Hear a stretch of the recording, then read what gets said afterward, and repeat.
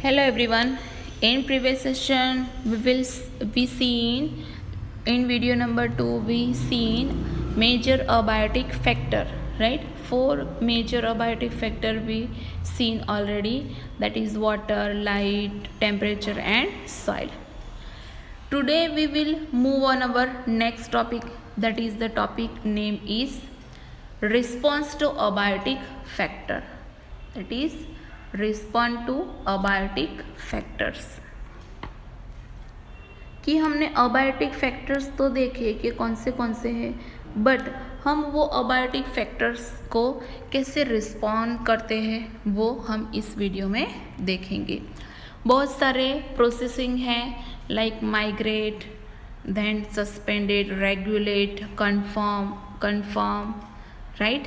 सो ये हम सब डिटेल में देखेंगे। First we will see the introduction of this topic, that having realized that the abiotic condition of many habitat may vary drastically in time. We know ask how do the organisms having in such habitats cope and or manage with stressful condition. हमको एक question पूछना चाहिए कि ये organisms है वो किसी भी हैबिटेट्स के साथ कैसे मैनेज होते हैं, right? But before attempting to answer this question, we should perhaps ask first why a highly variable external environment should bother organisms after all, right? कि ये जो क्वेश्चन है वो हमको होना ही चाहिए. One would expect that during the course of millions of years of their existence, many species would have evolved a relatively constant internal environment that permits all biochemical reactions and physiological functions to proceed with maximum efficiency, right? कि ये जो organisms हैं वो millions years हो गए, right? तब evolve हुई थी. Many species would have evolve A relatively constant internal environment, right? कि इंटरनल एनवायरनमेंट कांस्टेंट रहता है, that means that biochemical reaction and physiological function है वो मैक्सिमम एफिशिएंसी में होता है. Thus enhance the overall fitness of the species. की इसका मतलब क्या है कि फिटनेस कोई भी स्पीसीज की एनहांस हुई है. This consistency for example could be in terms of optimum temperature and osmotic concentration of body fluid. Ideally then the organism should try to maintain the consistency of its internal environment, that is called homeostasis. This definition is very important.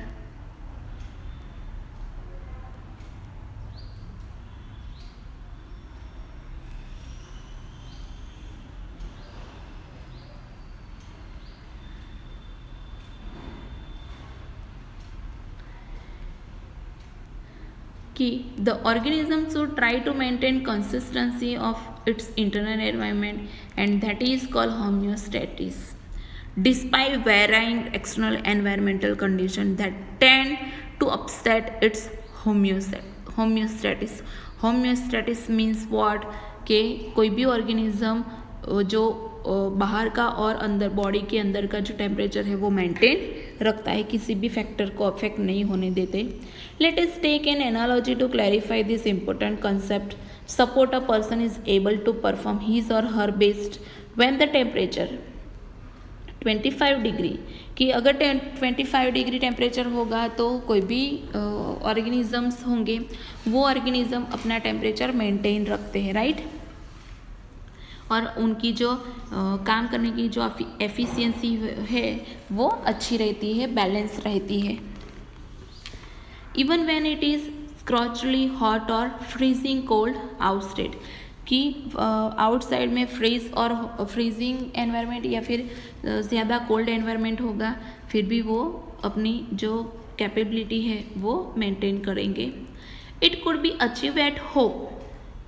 कि वो home में कैसे maintain करते हैं? It can be achieve at home in the car while traveling and at workplace by using air conditioner in summer and heater in winter। कि हम ये सब बातें, ये सब इंस्ट्रूमेंट है वो हम घर पे लाके हम एडजस्ट होते हैं, हमारा होम्योस्टेसिस मेंटेन करते हैं। देन हीज और हर performance would be always maximum regardless of the weather around him or her। Here the person's homeostasis is accomplished not through physiological but artificial means। so कैसे ये organism, plant हो, bird हो, animals हो, human being हो, वो अपने हिसाब से, अपने बॉडी के हिसाब से कैसे वो होम्योस्टेटिस रहते हैं, कैसे वो फंक्शन करने की कैपेसिटी इंक्रीज करते हैं, वो हम देखते हैं। पॉइंट्स में आपको दिया है। और दूसरा कि ये जो कन्फर्मर, रेगुलेटर्स और पार्शियल रेगुलेटर्स दिए हैं वो हम ऐसे वो थियरी में आपको दिया है, उसके हिसाब से हम देखेंगे। सो फर्स्ट आपको दिया है रेगुलेट, कि हम रेगुलेशन, इवन तो आप देखते होंगे कि मम्मी किचन में खाना बनाती है तो जो गैस की फ्लेम होती है वो रेगुलेट करती है, राइट, जिससे जो खाना बने वो प्रॉपर बने। So regulate means some organisms are able to maintain homeostasis by physiological means which ensure constant body temperature, constant osmotic pressure etc। कि some organism maintain करते हैं their according to their physiological means, right, and उसका body temperature constant रहता है, osmotic concentration constant रहता है। But हम बात करें बर्ड्स और ममाल्स की, and very few lower vertebrates and invertebrate species की are indeed capable of such regulation, that is called thermoregulation, right, कि टेम्परेचर रेगुलेट होता है, that is called thermoregulation, and osmosis regulate होती है, that is called osmoregulation. वो ये birds, mammals, vertebrates and invertebrate species करते हैं। Evolutionary biologists believe that the success of mammals is largely due to their ability to maintain a constant body temperature। कि ecologist evolutionary biologist है उन्होंने ये prove किया है कि ये जो ममाल की सक्सेस है वो किसकी वजह से है, कि उसके बॉडी टेम्परेचर मेंटेन करने की जो कैपेसिटी है उसकी वजह से। And thrive whether they live in Antarctica और इन सहारा डेजर्ट, कि भले ना फिर वो चाहे एंटार्क्टिका में रहे या फिर सहारा के डेजर्ट्स में रहे, उनको सक्सेस मिली जाती है, वो काम करने के लिए कैपेबल हो ही जाते हैं, right. Okay, the mechanism used by most mammal. अब हम ममाल की बात करेंगे। That mammal regulate their body temperature are similar to ones that we use humans. वे मीन्स के ह्यूमन की, ममाल्स में भी हम ह्यूमन की बात करेंगे कि we maintain a constant body temperature of 37 degree. But in summer, कि हम समर की बात करें, in summer when outside temperature is more than our body temperature we sweat profusely। कि आउटसाइड टेम्परेचर ज़्यादा होगा हमारी बॉडी के टेम्परेचर से, ऑब्वियसली वो समर में ज़्यादा होगा, तो हम क्या करेंगे, पर्सपिरेशन होगा, right. The resulting evaporating cooling, की पर्सपिरेशन होने से जब हवा आएगी तो हमारी बॉडी को कूलिंग मिलेगा। Similarly what happen with the desert cooler in operation, means कि अगर हम डेजर्ट कूलर ऑपरेशन में देखें तो वहाँ क्या होता है, वहाँ भी फिर जल्दी से जब हवा आती है तो हमको चिल लगता है, कूल लगता है, bring down the body temperature. अब हम बात करें विंटर की, कि समर में क्या होता है कि स्वेट मीन्स के पर्फिरेशन हो जाता है, राइट। फिर जब हवा आती है, पवन आता है, तब हमको ठंड महसूस होने लगती है, कूलिंग लगता है, राइट, जो डेजर्ट में होता है वैसा। जब हम विंटर में बॉडी टेम्परेचर की बात करें तो विंटर में तो बॉडी टेम्परेचर से आउटसाइड टेम्परेचर ज़्यादा होता है, तो we start to shiver and a kind of exercise with process heat and raise the body temperature, कि हम क्या स्टार्ट कर देंगे, वाइब्रेट होना शुरू कर देंगे, और वाइब्रेशन होने से हमारी बॉडी में एनर्जी प्रोड्यूस होती है, और वो जो एनर्जी प्रोड्यूस होती है वो हमारी बॉडी के टेम्परेचर को बढ़ा देती है। तो अगर हमारी बॉडी में टेम्परेचर कम हो जाता है तो हमको वाइब्रेशन होता है, और वाइब्रेशन से ऊर्जा एनर्जी प्रोड्यूस होती है, और वो एनर्जी हमारी बॉडी के एनर्जी को बढ़ा देती है, right.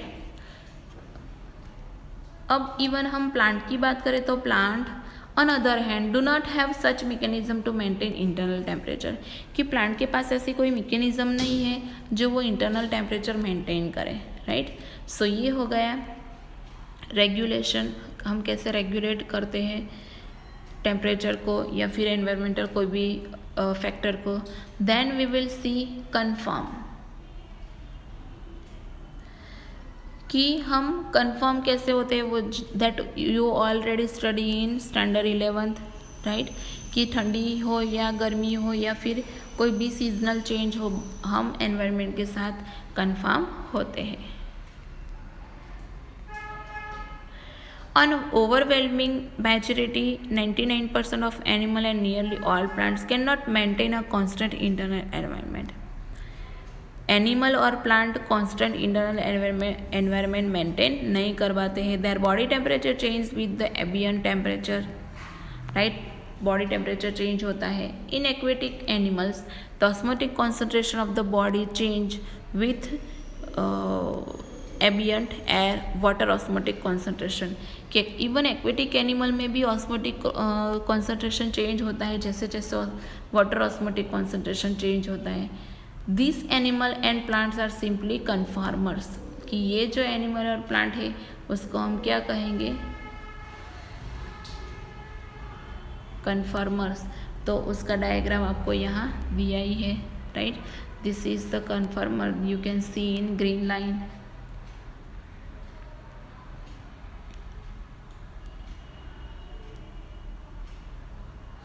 Considering the benefits of a constant internal environment to organism, we must ask why these conformers had not evolved to become regulate, कि कभी कभी हमको क्वेश्चन होता है कि ये जो कन्फॉर्मर है वो रेगुलेटर में क्यों कन्वर्ट नहीं होते हैं, राइट, हमको ये कभी कभी क्वेश्चन हो सकता है।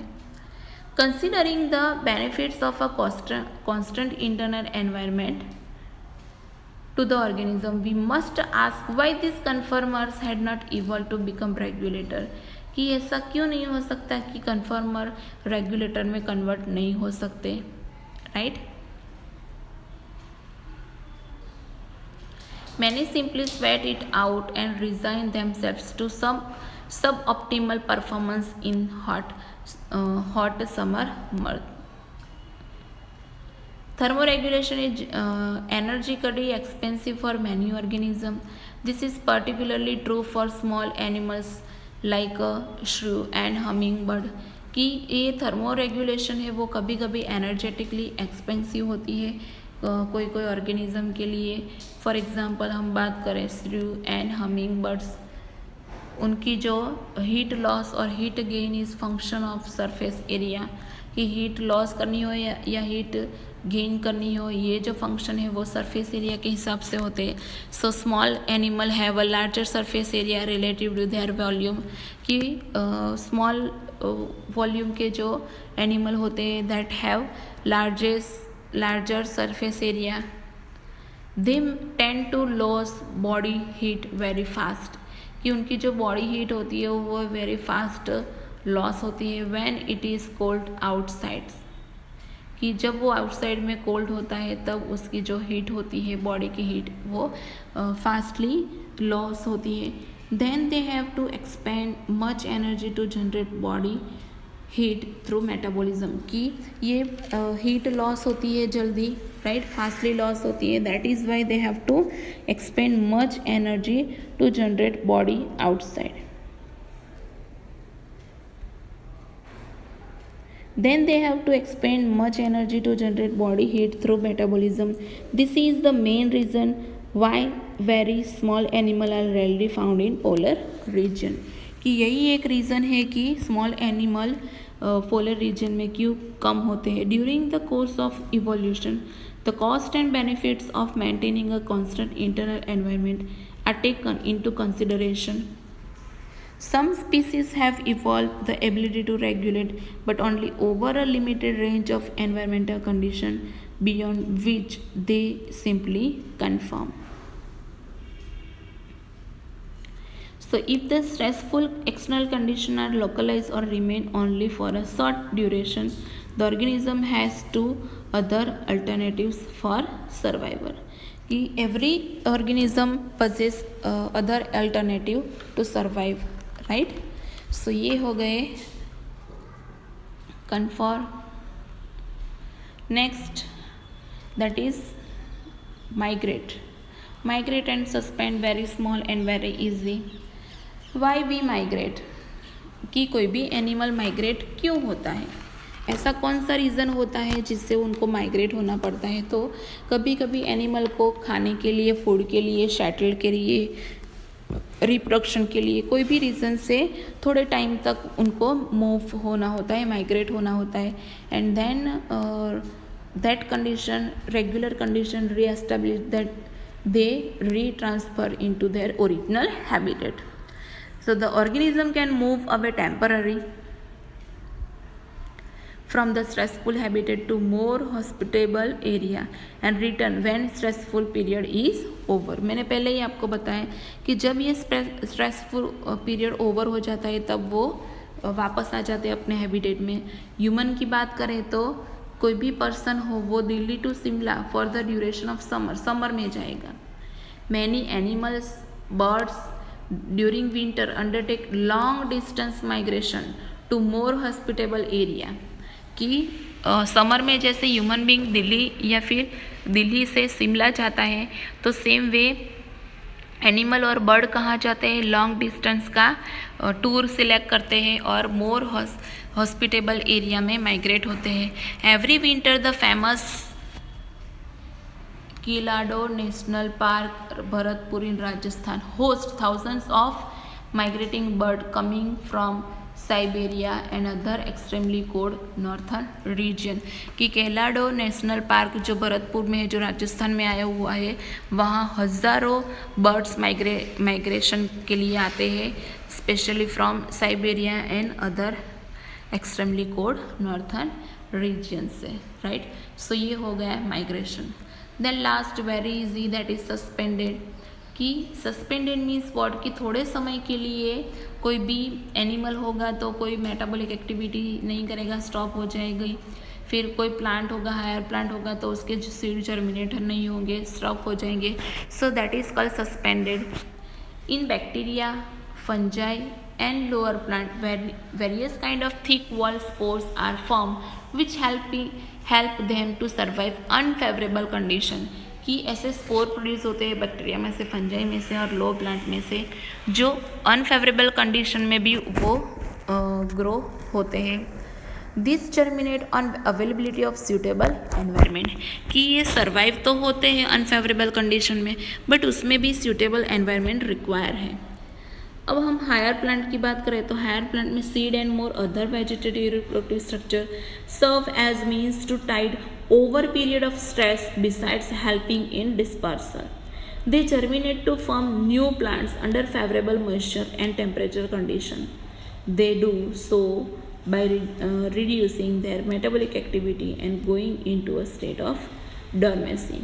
कि हायर प्लांट के जो सीड होते हैं और दूसरा जो वेजिटेटिव रिप्रोडक्टिव स्ट्रक्चर होता है, वो कहीं थोड़े टाइम तक वो डॉर्मेंसी में चले जाते हैं, वो रेगुलेशन नहीं करते हैं, जर्मिनेशन नहीं करते हैं. Right. They do so by reducing there metabolic activity, कि मेटाबॉलिक एक्टिविटी रिड्यूस करते हैं. और ये जो टाइम पीरियड है वो सीड के लिए, that is called dormancy. That we already study in standard 11th. अब हम एनिमल की बात करें तो in animal the organism if unable to migrate might avoid the stress by escaping in time. The familiar case of bears going into hibernation during winter कि animal में क्या होता है, स्पेशली हम बियर्स की बात करें तो bears going into hibernation during winter, कि विंटर में हाइब्रिनेशन में चला जाता है। दैट मीन्स कि वो उस टाइम में कोई भी एक्टिविटी नहीं करते हैं, राइट। दूसरा, snails and fish go into aestivation to avoid summer, कि समर में स्नेल्स एंड फिशेस एस्टिवेशन में चले जाते हैं, जिससे समर को उसको टॉलरेट ना करना पड़े, हाई टेम्परेचर उनको टॉलरेट ना करना पड़े। सो ये हो गया suspend related problem that heat and desiccation. Under unfavorable condition many zooplanktons, आपको यहाँ दिया है zooplankton species in lakes and ponds are known to enter dispose a stage of suspended development, कि ये जो dispose है वो एक स्टेज है सस्पेंडेड डेवलपमेंट का, राइट। वो उसमें एंटर हो जाते हैं। कौन? जूप्लैंक्टन्स। कब? जब उसको सस्पेंडेड करना होता है तब। सो जूप्लैंक्टन्स मीन्स व्हाट, कि वाटर लेयर पे जो तैरती हुई एनिमल की स्पीसीज है, छोटे छोटे एनिमल की स्पीसीज, राइट, छोटे छोटे insect species, that is called zooplanktons. So वो भी जूप्लैंक्टन्स सस्पेंडेड डेवलपमेंट में आ जाते हैं और उसका डेवलपमेंट कंप्लीट होता नहीं है। So this is the abiotic process which interact with organism, that is suspend, migrate, conform and regulate, right. In next session we will see the adaptation in detail that you already see in standard 11th.